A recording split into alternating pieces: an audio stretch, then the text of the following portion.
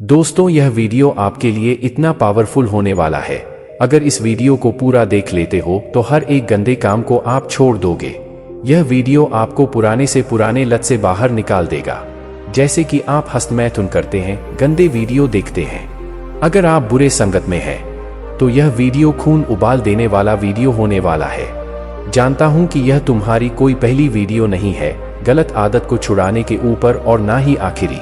लेकिन इतनी वीडियो देखने और समझने के बाद जो एक छोटी सी चीज, छोटी सी बात हम सब मिस कर देते हैं, अगर आप समझ गए तो पूरी जिंदगी बदल सकते हैं।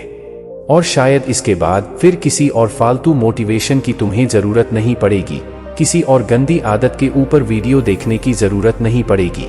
तुम हर रोज बस एक ही वीडियो सर्च करते हो, देखते हो कि गंदी आदत कैसे छोड़े, कैसे अपनी इस लत को दूर करें। तुम वीडियो देखते हो, मैं किताबों की कहता हूं, तुम वो भी पढ़ते हो।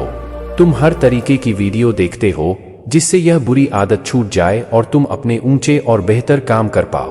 और वीडियो देखने के बाद या वह किताब पढ़ने के बाद जो मैं या कोई और तुमसे कहता है, वो सब देखने के बाद तुम जो सबसे बड़ी गलती करते हो वो यह है कि तुम पढ़ने और वीडियो देखने के बाद इस बात का इंतजार करते हो कि मेरा दिमाग अब सही चलेगा, अभी समझ चुका है कि इसे क्या करना है।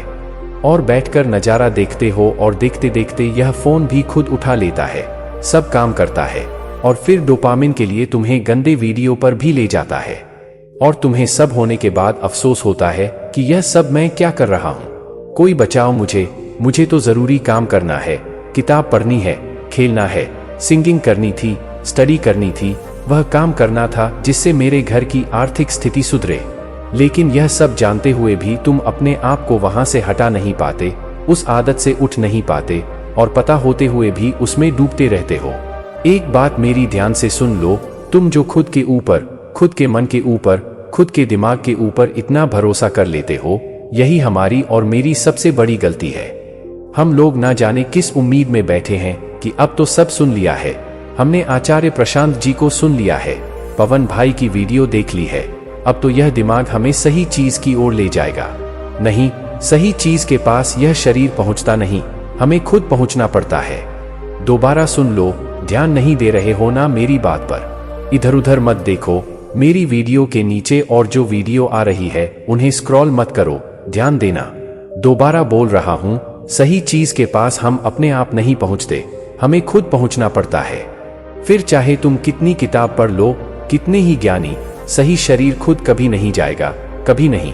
अब सवाल हो सकता है कि पन भाई, यह शरीर क्यों नहीं जाता सही चीज की तरफ? तो जवाब है कि भाई, उसके पास अपने काम है, उसे काम जन्म से ही प्रकृति ने दे रखे हैं। वह अपना काम ईमानदारी से करता है, एक दिन भी भूलता नहीं वो।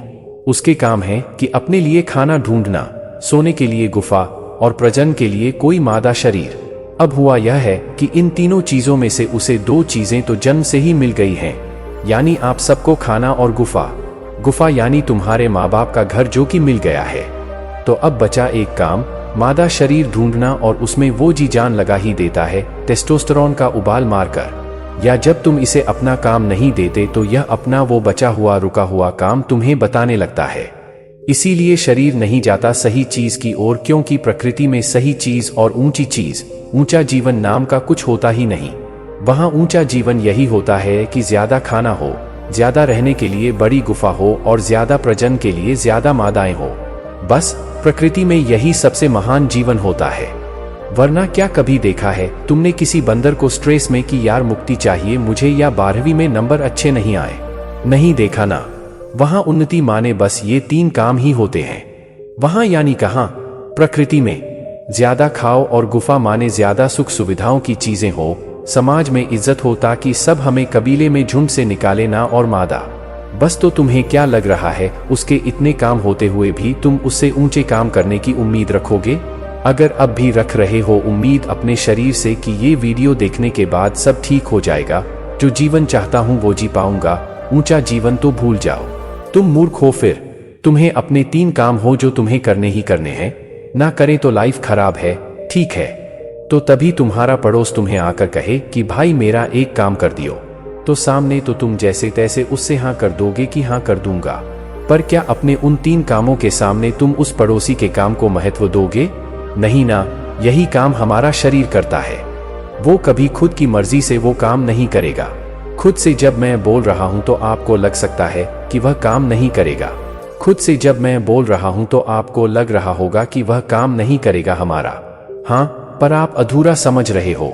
जब मैं बोल रहा हूं कि शरीर हमारा काम नहीं करेगा तो मैं बोल रहा हूं कि वह तुम्हारे अंदर वह केमिकल भी रिलीज करेगा जिससे तुम्हें मोटिवेशन ही नहीं आएगी कोई काम करने के लिए, मन ही नहीं करेगा वह काम करने के लिए जो वाकई में तुम्हारे लिए सच में जरूरी है। अभी लग रहा होगा कि ओके, कोई बात नहीं, मैं अब खुद करवा लूंगा अपना काम इस शरीर से। तो कहने में आसान लग रहा होगा क्योंकि मेरी बात सुनते वक्त तुम्हारा वही शरीर, वही दिमाग तुम्हें मोटिवेट कर रहा है, इसलिए तुम ये सब बोल पा रहे हो। लेकिन परसों ही तुम देखोगे कि यही दिमाग, यही शरीर आलस देकर हमसे हमारा काम रुकवा रहा है। सैड करवाकर डोपामिन लाइन नीचे गिरवा कर तुमसे बोल रहा होगा कि थोड़ा सोशल मीडिया चला लूं, बाद में कर लूंगा वो काम जो करने हैं। और सच में पता है तुम खुद से ही क्या कहोगे और तुम्हें क्या लगेगा कि यह सब तो मैं खुद ही कह रहा हूं कि बाद में कर लूंगा। और जब मैं ही खुद से कह रहा हूं तो इसका मतलब मैं सच में ही बाद में कर ही लूंगा। पर यही बात हम भूल जाते हैं कि वो ब्रेन है, वो दिमाग है। अलग अलग दिमाग में केमिकल रिलीज करके हमारा मूड चेंज करता है और मूड के हिसाब से ही फिर विचार बनते हैं और विचार ही बाहर कोई कर्म बनकर हमारे सामने आते हैं। कभी ऐसा हुआ है कि तुम सैड हो और आलस महसूस कर रहे हो और दिमाग में तुम डीजे वाले गाने याद कर रहे हो? होता है क्या ऐसा? नहीं होता ना। कभी होता है तुम्हारा दिमाग तुम्हारे अंदर रुलाने वाले केमिकल रिलीज कर रहा हो, तुम्हारे आंसू निकल रहे हो और तुम्हारे मन में पार्टी वाले गाने चल रहे हैं? नहीं ना, क्योंकि दिमाग की गति नहीं है ऐसी। इसलिए जैसे मन में हार्मोन्स और केमिकल उत्सर्जित होंगे वैसे विचार हम करते हैं और जैसे विचार होंगे वैसे ही बाहर हम काम करते नजर आएंगे, भले ही वह काम छुपके से कर रहे हो या मन में। भले ही वह काम छुपके से सबसे छुप कर रहे हो या मन में ही कर रहे हो, पर कर्म होगा जरूर। हम सब सिर्फ केमिकल पर चलने वाले लोग हैं। जी हाँ, यह सुनने में अजीब लग सकता है पर सच यही है। तुम सुन रहे हो मेरी बात सुनते वक्त एक अलग केमिकल जो तुम्हें मेरी बात सच लग रही है, उसके लिए एक अलग केमिकल। मोटिवेट हो रहे हो अगर मेरी बात से, उसके लिए एक अलग केमिकल। और मैं बोल रहा हूँ, बोलते वक्त जो फील करके बोल रहा हूँ उसके लिए एक अलग केमिकल। पर हम सबको क्या लग रहा है कि जो हम फील कर रहे हैं